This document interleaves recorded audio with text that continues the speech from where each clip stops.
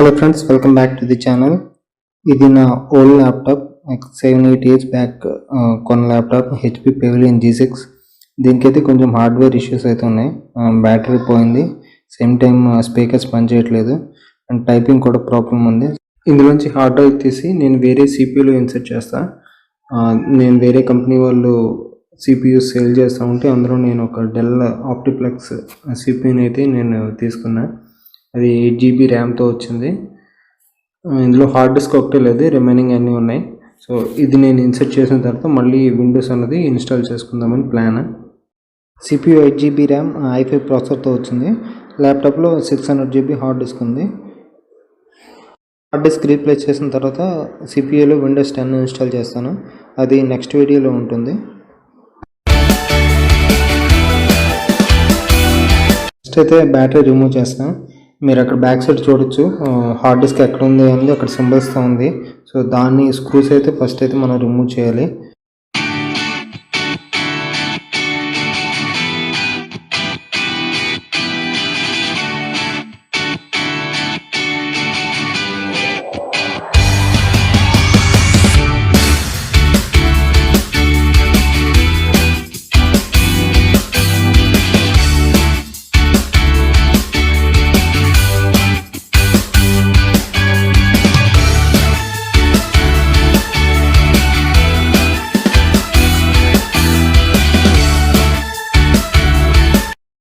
దీన్ని అయితే కొంచెం కేర్ఫుల్గా డిటాచ్ చేయాల్సి ఉంటుంది.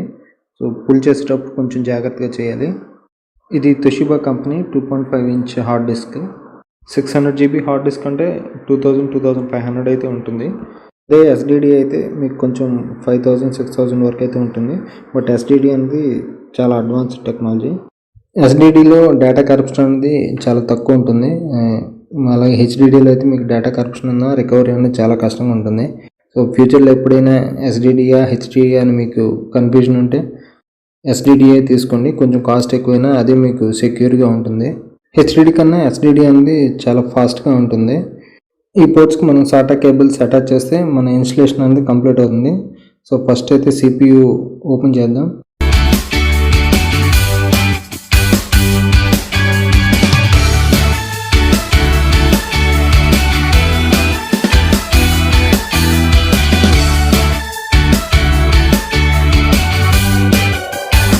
SATA కేబుల్స్ని మనం SSDకి ప్లగ్ ఇన్ చేయాలి. ఫస్ట్ DVD డ్రైవ్ని అయితే రిమూవ్ చేయాలి. దాని కింద మనకి SSDకి స్లాట్ ఉంటుంది. సో నా దగ్గర SSDకి సరిపడే బ్రాకెట్స్ అయితే లేవు. సో నేనైతే SATA కేబుల్స్ అటాచ్ చేసి డ్రైవ్ని అయితే కేసులో అయితే ఉంచేస్తున్నాను.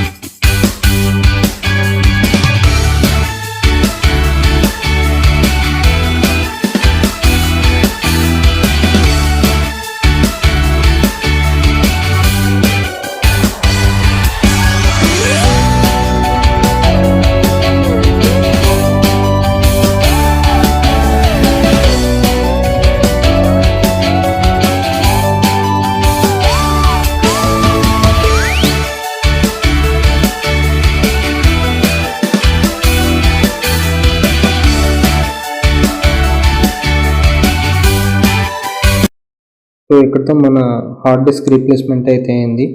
నెక్స్ట్ వీడియోలో నేను విండోస్ 10 ఎలా ఇన్స్టాల్ చేయాలనేది చూపిస్తాను.